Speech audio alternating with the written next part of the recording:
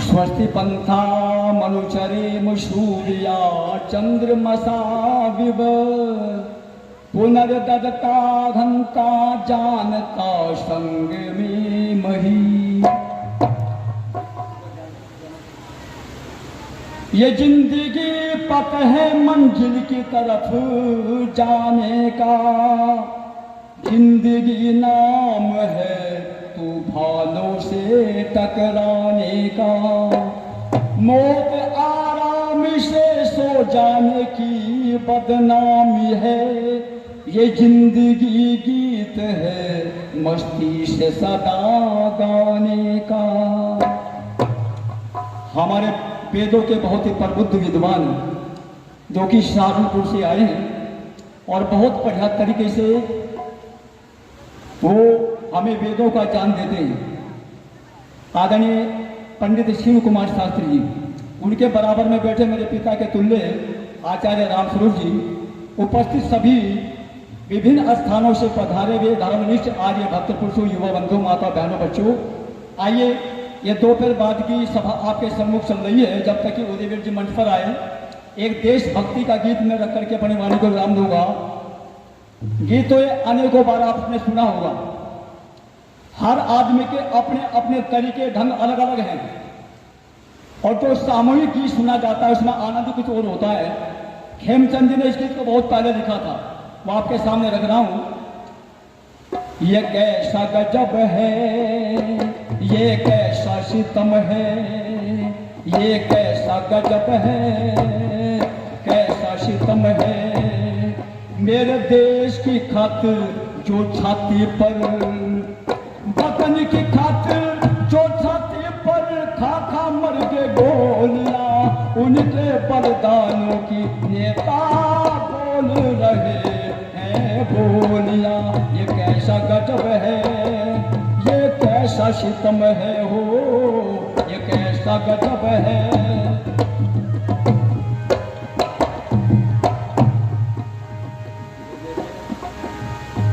वो रेल में थे, हम जेल में थे, वो सेल में थे, हम जेल में थे, वही राज पर कब्जा कर गए जो अंग्रेज की गैल में थे। हम सब धक्का पेल में थे, कहीं जलाए तेल में थे, राजगुरु सुखदेव भगत सिंह राजगुरु सुखदेव भगत फांसी पे चढ़ गई टोलियां, उनके बलिदानों की नेता बोल रहे हैं बोलियां। ये कैसा गजब है, जुल्म है, कैसा सितम है। जो देश धर्म, जो जाति, जो समाज, जो राज के लिए कुछ करके गुजर जाता है, संसार के अंदर उन नौजवानों का अमर नाम हो जाता है भाई।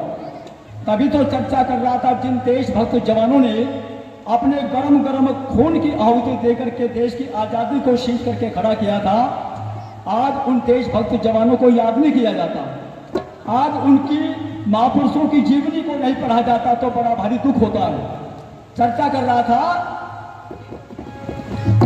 वो एक उद्यम था, वो क्या कम था, मनोयम था, एटम बम था, ये बाग का बदला लेके छोड़ा, पिता का बदला लेके छोड़ा, देश का बदला लेके छोड़ा, उसी बहादुर का दम था। 21 वर्ष का मतम था, उसको यही रंजोगम था। लंदन में जा करके जिसने लंदन में जा करके जिसने खिल खून से हो लिया, उनके बलिदानों की नेता बोल रहे हैं बोलिया। ये कैसा गजब है, ये कैसा सितम है। संक्षेप में कह रहा हूं, देखो इसी लाइन के अंदर एक बहादुर माँ का सपूत बेटा भी तैयार खड़ा था, जिसकी बहादुर माँ ने अपने बेटे को आजादी की जंग में कूदा दिया था, सुहा कर दिया था। और वो जलियांवाले बाग का प्रतिकार पूरा करने के लिए, अपनी माँ के सुहाग का बदला लेने के लिए अपने पिता का बदला लेने के लिए लंदन शहर के कैथेड्रल हॉल में जाकर के खड़ा हो गया। अंग्रेजों का वो कोई जलसा चल रहा था और उस जलसे में, उस अधिवेशन में मुख्य अतिथि बना गया था डायर को। उसके पहले 5-4 छोटे छोटे नेता बोल बाल लिए और जब आखिर में डायर का नाम पुकार गया ना, और वो अपने माइक के सामने आकर के कहता है कि ladies and gentleman A London के इस पुरुषों, मैं वही जनरल डायर आज आपके सन्मुख बोल रहा हूं जिसने हिंदुस्तान के जलियांवाले बाग में पंजाब प्रांत के अंदर वो हाथ दिखाए थे। उस घटना को देख करके हिंदुस्तान कभी तरक्की नहीं कर सकेगा, वो कभी उन्नति नहीं कर सकेगा, वो कभी आगे नहीं बढ़ सकेगा। ऐसा काम मैंने जाकर के कर दिया हिंदुस्तान में। और अगली बात तो इतनी गिरी हुई कि इस डायर ने, जो कि उधम सिंह चौहान से बिल्कुल भी बर्दाश्त नहीं हुई, क्या कह दिया कि यदि इस डायर को एक बार जाने का अवसर मिल जाए भारत देश में, जितने पटेल वगैरह क्रांतिकारी जवान हैं, नेताजी सुभाष चंद्र बोस जैसे स्वतंत्रता सेनानी जवान हैं, मैं उनको भी मौत की नींद सुला करके आऊंगा, उनको भी मौत के घाट उतार करके आऊंगा। जब इन शब्दों को सुना, वो जो डिक्शनरी हाथ में ले रहा था ना उधम सिंह, उसको फाड़ के धक्का लेकर के और जापानी कंपनी के रिवाल्वर पर, घोड़े पर उंगली को रख लिया और छलांग लगा करके स्टेज के ऊपर जाकर के खड़ा हो गया और डायर के सीने के सामने अड़ा करके कहता है, ओ पप्पी जनरल डायर, आज तू किस जलियांवाले बाग का जिक्र मेरे सामने कर रहा है? अरे उस जलियांवाले बाग का आज बदला लेने के लिए तो आज भारतीय शेर तेरी छाती के ऊपर खड़ा होकर के आवाज दे रहा है, चुनौती दे रहा है। अगर तेरे को कुछ कहना है ना, तो मैं तेरे को कहने का मौका दे दूंगा। अगर भागना चाहता है तो भागने का भी अवसर दे दूंगा। लेकिन भाइयों और बहनों, उधम सिंह भी बहादुर माँ का सपूत बेटा था। सोच रहा है, अगर ये भूखा ढेड़ा मेरे बाप का जुल्मी हत्यारा, मेरी माँ का स्वाद छीनने वाला अगर इस होल से भाग करके बच गया ना, तो तेरी माँ का सपना अधूरा रह जाएगा। मगर ऐसा हो भी नहीं दिया। 3 गोली दाएं करते हैं, डार के कलेजे में टक्कर दी, उसको मौत का अंजाम दे दिया। हम उसके बाद में 3-4 उसके बॉडीगार्ड खड़े थे भाई स्टेज पर, कुतिया से काली गाड़ी, उसके उधम सिंह के ऊपर वार करना चाहते, हमला बोलना चाहते। वो जो 3 गोली माता बहनों शेष बच इतना, बस 3 गोली उन जो है अंग्रेजों के जो माथे में बिठा दी। 4 लाचार देकर के भगदड़ मार्च की पूरे हाल में, कोई पर्दे के पीछे लुक गया जाके, कोई माइकने का खाए का भाग लिया, कोई ढोलक बाजने लेकर लुक गया। लेकिन मर्दाना जवान था उधम सिंह, बहादुर माँ का सपूत बेटा था, शेर बेटा था। एड़े और पंजों पर रुक करके खड़ा रहा और उसके बाद में अंग्रेजी पुलिस ने उसको भी आकर के गिरफ्तार कर लिया और फिर टैंकर मिला जेल में ले जाकर के भाई और बहनों उधम सिंह को भी फांसी तोड़ दिया। ये देश ऐसे आजाद नहीं हुआ, यहाँ के वीरों ने हंसते हंसते कुर्बानियां दी, बलिदान दिए और अपनी अपनी आहुति आजाद के लिए लगाकर देश की आजादी को शीश करके खड़ा कर दिया।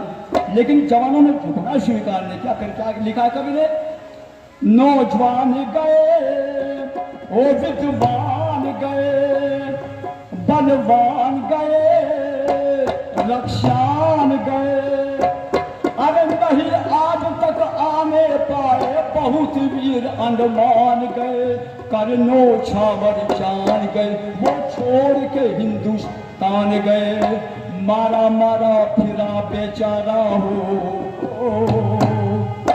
मारा मारा फिरा बेचारा, सुभाष लेके झोलिया, उनके बलिदान की नेता बोल रहे बोलिया। ये कैसा गजब है, ये कैसा सितम है। जो राजस्थान सीकर से आए पूज्य पाद हमारे स्वामी जी महाराज सुमेधानंद जी महाराज, वो कुछ निरीक्षण कर रहे हैं। जो जो कमरे बनाए गए हैं, तैयार किए गए हैं, उनका भी मैं स्वागत करता हूँ गुरुकुल में पधारने पर।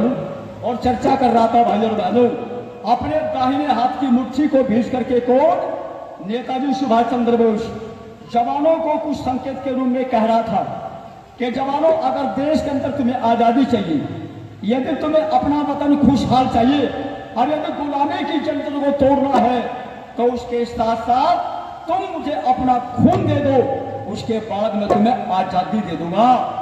आजादी के लिए यहाँ के जवानों का गरम गरम लहू बहा और गरम गरम लहू को प्रत्यार करके आजादी को हासिल किया भाई।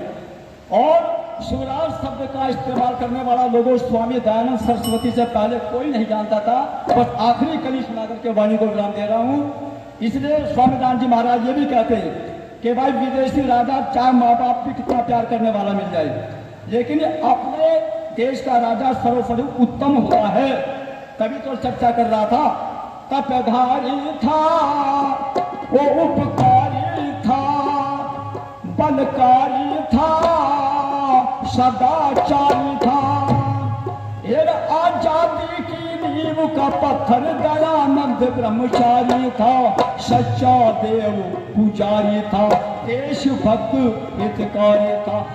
आजादी की नींव धरी वो दयानंद ब्रह्मचारी था, सच्चा देव पुजारी था, देशभक्त हितकारी था। हेमचंद एक लाल बहादुर हेमचंद एक लाल बहादुर अपने हाथ से खोलिया, उनके बलिदानों की नेता बोल रहे बोलिया। ये कैसा गजब है, ये कैसा सितम है। बस एक पंक्ति कह करके वाणी को विराम दे रहा हूं। उनकी समाधि पर